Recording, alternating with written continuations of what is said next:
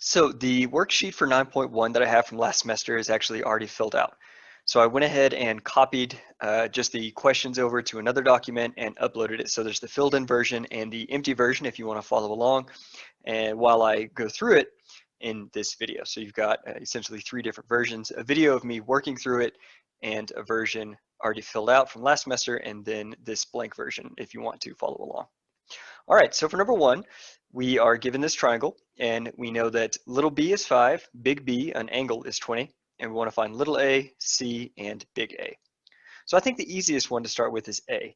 So we know that a plus b has to be equal to 90, and that implies that a is equal to 90 minus b, which is equal to 90 minus 20. Therefore, a is equal to 70. All right, that one was, I think, the fastest to do. The second is, now we can either find A or C. I'm going to choose A. And the reason that I am going to choose A over C is because we already have this B here. So I could, there's a bunch of different ways I could do it. If I want to do it from the perspective of A, then I could do that. I'm going to do it from the perspective of B. There's no real reason why one is better than the other. So I can't use sine. Right, I could say, okay, look, here's, A is my adjacent and C is my hypotenuse, but I don't actually have C. So that's going to be a problem. So what I should do instead is see, okay, well, I have the opposite and I have the adjacent.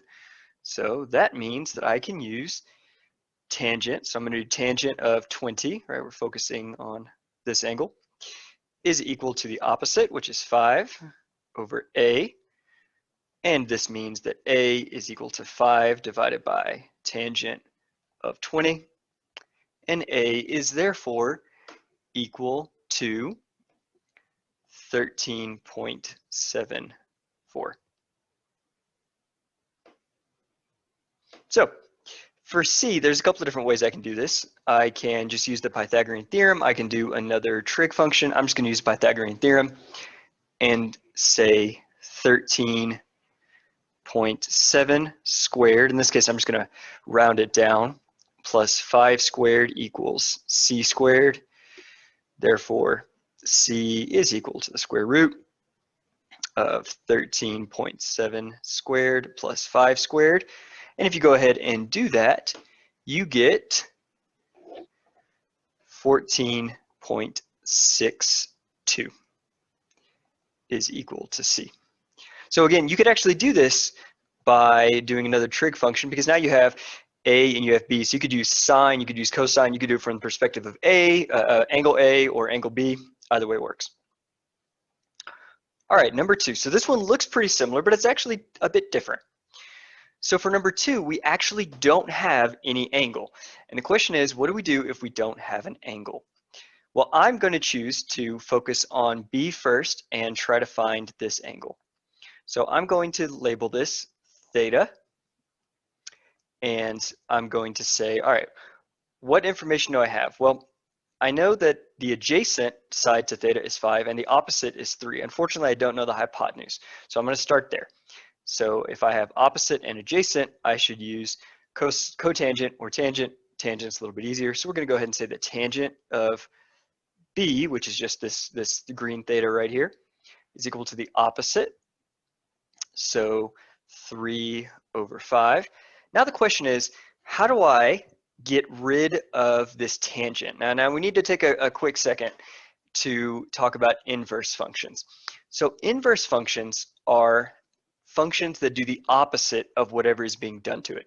The most common that you know are addition and subtraction, right? If you take a number and you add something to it, if you subtract the exact same thing, you get what you had originally. I mean, it's almost like, the way to think about it is you put something in a box and then you take it out of the box. And what do you get? You have exactly what you had before you started. Similarly with with division and multiplication. If I take a number and I multiply it by something and then I divide it by that same something, I just get the original number back. So we're going to use the same concept. Now, because trigonometric functions are not quite as simple as addition, multiplication, subtraction, all that good stuff, it's not quite so obvious what we're doing. I can't, for example, divide both sides by tangent and have tangent cancel, and it's not going to work like that. So we're going to use a notation that can be a little confusing. It's how it shows up on your calculator, but we're going to use this function, tan inverse. Now, earlier in 9.1, we talked about this -1 as putting it in the denominator, and that's true. In this case, it's a bit of a notational issue.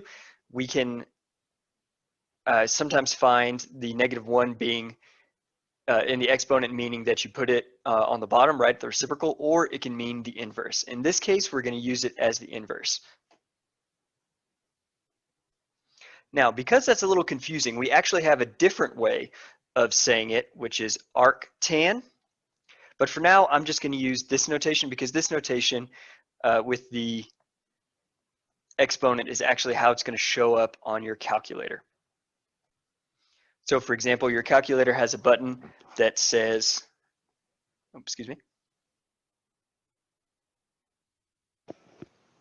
that says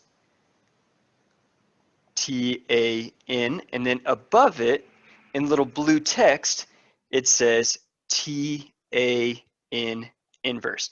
So what you're going to need to do is click the second button on your graphing calculator, or of course you can do this online, that's not a problem.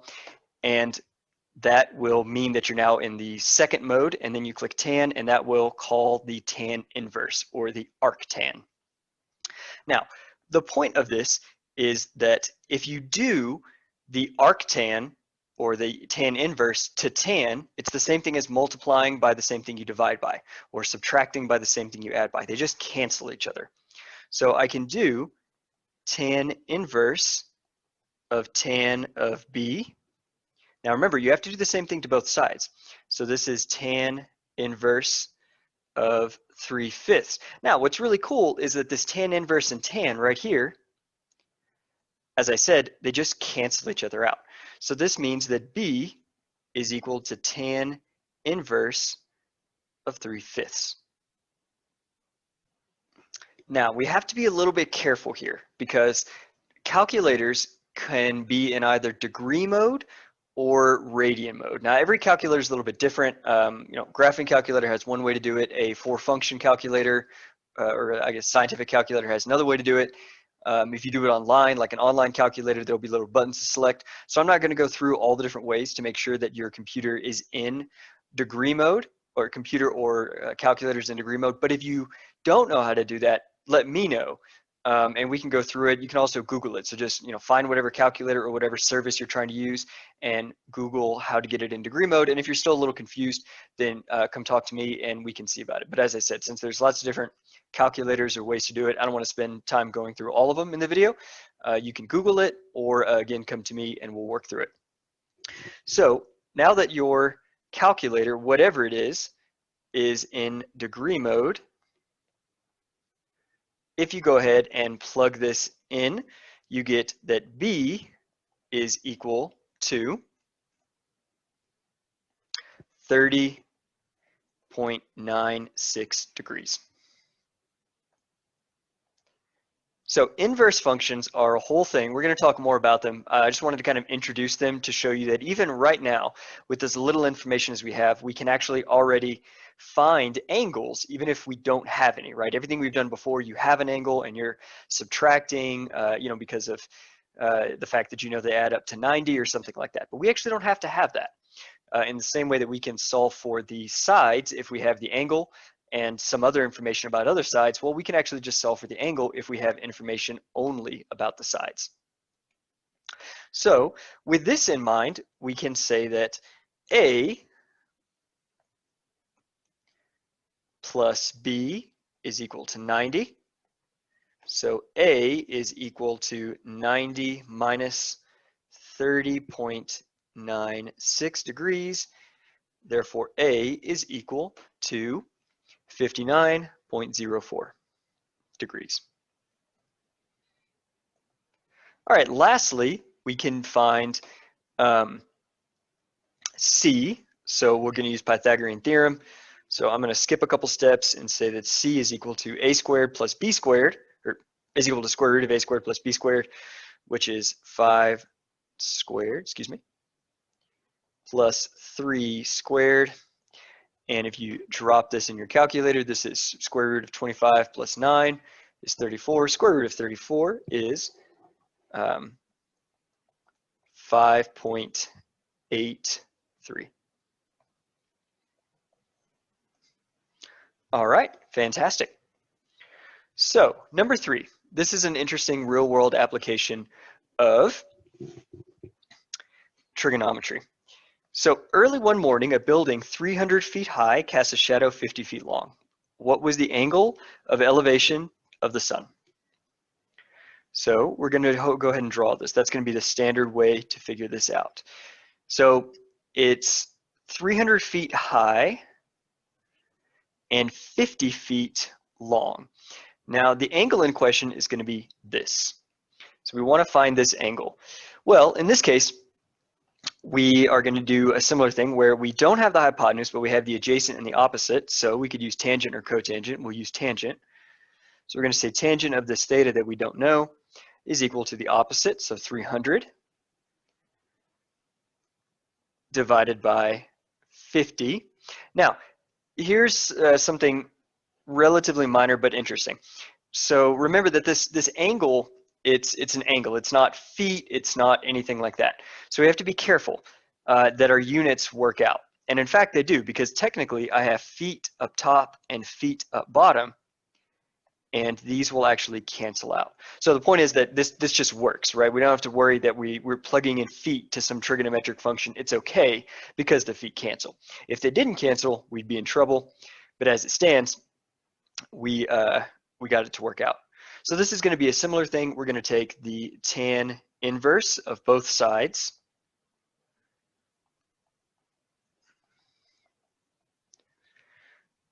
So 300 over 50, and this means that theta is equal to tan inverse of 300 over 50. Remember, make sure that your calculator is in degrees, and this means that theta is equal to 80.54.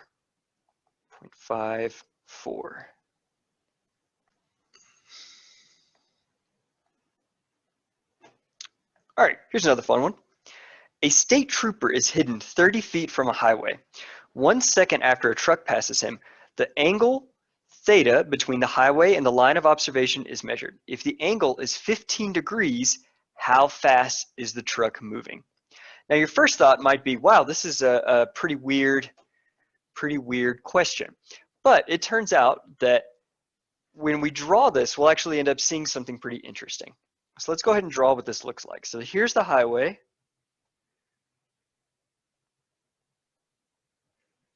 Here's our truck. And here is our police officer. So we know this distance is 30 feet. And this angle of observation is this. So we know that this angle is 15 degrees. Now we know that it took 1 second in order to cross this whole distance. Whatever this distance was, it took 1 second. So in order to find out how fast the truck was moving, we need to figure out what this distance was. Remember, velocity is distance divided by time. We have the time, 1 second. Now all we need is the distance.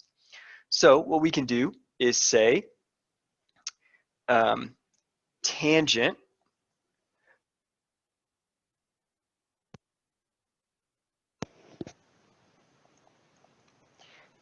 is equal to 30 over, well, let's give this let's call this D, our distance, right?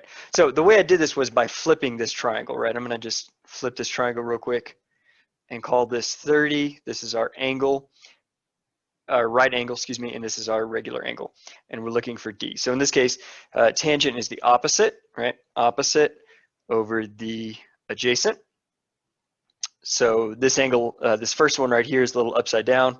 So I just flipped it. All right. So we can do this and solve. This means that D is equal to 30 divided by tangent of 15. Therefore, D is equal to 1.96 feet. So that's the distance, right? But that's not the velocity. So the question is, how fast, what did he cover that, or how fast was he moving in order to cover that distance? Well, if velocity is distance divided by time, this is the distance, the time is 1 second. So this means that the velocity in feet per second is equal to 111.96 feet per second. That's pretty cool. Now it asks for it in miles per hour. So this is just to practice a little bit of unit conversion. So we're going to say 111.96 feet over 1 second. Now we want to get rid of the seconds. So we want to put 60 seconds up top and 1 minute on bottom. This allows the seconds to cancel. And then we want the minutes gone because we don't want minutes, we want hours. So we have 60 minutes is 1 hour. So now the minutes are gone. So we're on the right track because we now have only hours on bottom. That's what we're looking for. But now we need to turn feet into miles. So how many feet are in a mile? Well, it is 5,280 feet are in 1 mile. Now, you might be asking yourself, hey Chris, how did you know to put feet on bottom? And the answer is because I needed the feet to be gone, right? I need miles on top. If I were to flip this and somehow have feet on top and miles on bottom, I would end up with feet squared divided by miles, which is not, that doesn't really make any sense. So the idea is that we're using our units to make sure that we know what we're doing. So we're going to cancel these feet. All that's left is miles. Now, if you go ahead and calculate this out, so multiply everything on top and then multiply everything on bottom and divide them, you get the velocity in miles per hour is equal to 76.34 miles per hour. That's what we're looking for.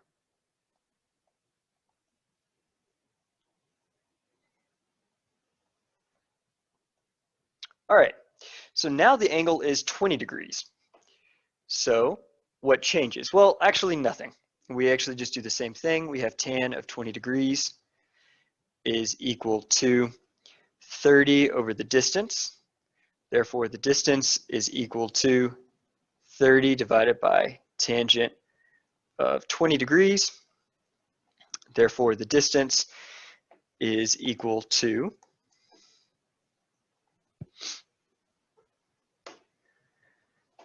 82.42, and then the velocity in feet per second is equal to, excuse me, this should be feet, 82.42 feet per second. Now you could go through and do the exact same thing. You're going to multiply by 60, and then divide by 5,280. I'll let y'all do that and see if you get the same answer as me. So the velocity in miles per hour is going to be equal to 56.2 miles per hour. So again, it is the same process. You would want to cancel out the feet with our miles over here.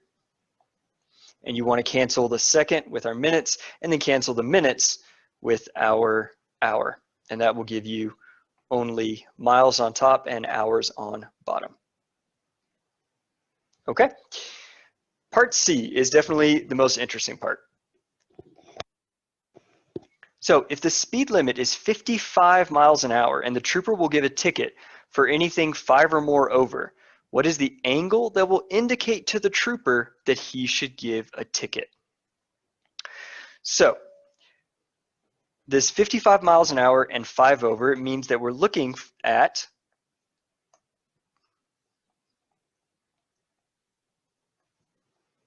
$60 miles per hour.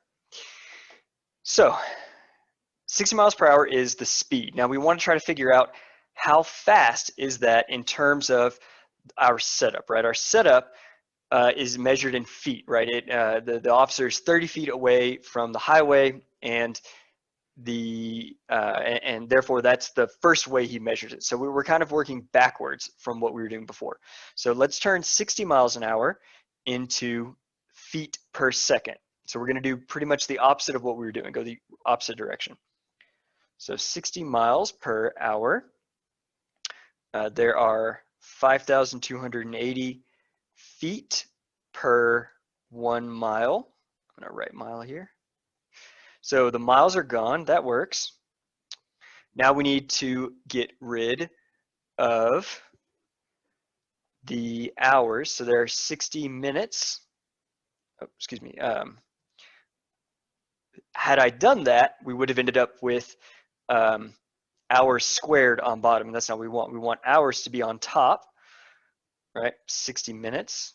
That way they cancel. It's gone. And then we're going to do the same thing. We now have minutes. So we want to get rid of minutes. So we're going to put 1 minute on top and then 60 seconds on bottom. Minutes are gone. All that's left is feet up top and seconds on bottom. That turns out to be exactly what we wanted. And if you do this, you get about 88 feet per second. All right. So if we remember, the trick is that he was measuring it after just 1 second. So now that we know, that the t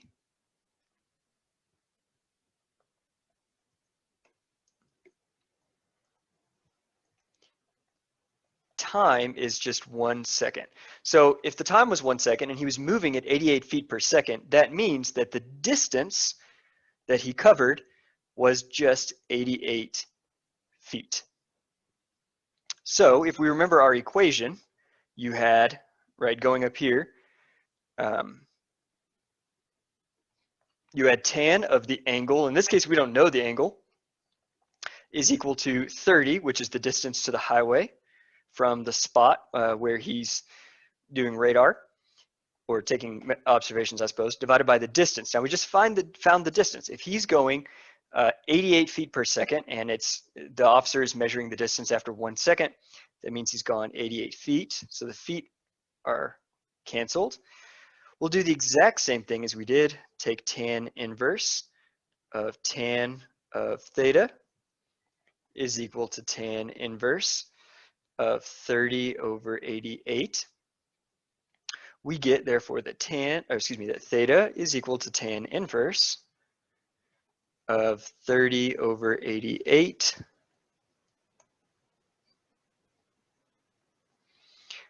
Therefore, theta is equal to 18.82. So if in 1 second, well, let's say explicitly what this is telling us. If 1 second passes by when the 1 second between this point and some point down the road, if the angle is 18.82 degrees, the officer knows at that point that the truck is speeding. So we can set that as essentially our speed limit if we want. Instead of miles per hour, we could actually just say it as degrees, right? Degrees in a second, or so to speak, right? We have 1 second that he's giving it 1 second before he measures the angle, and then if that angle is 18.82, then he knows that he's going 60 miles an hour, and he can now start giving out tickets. All right, so problem number 5 that's on the done worksheet is from a more advanced section that we'll get to later, so don't worry about it right now. All right, hope you all enjoyed it.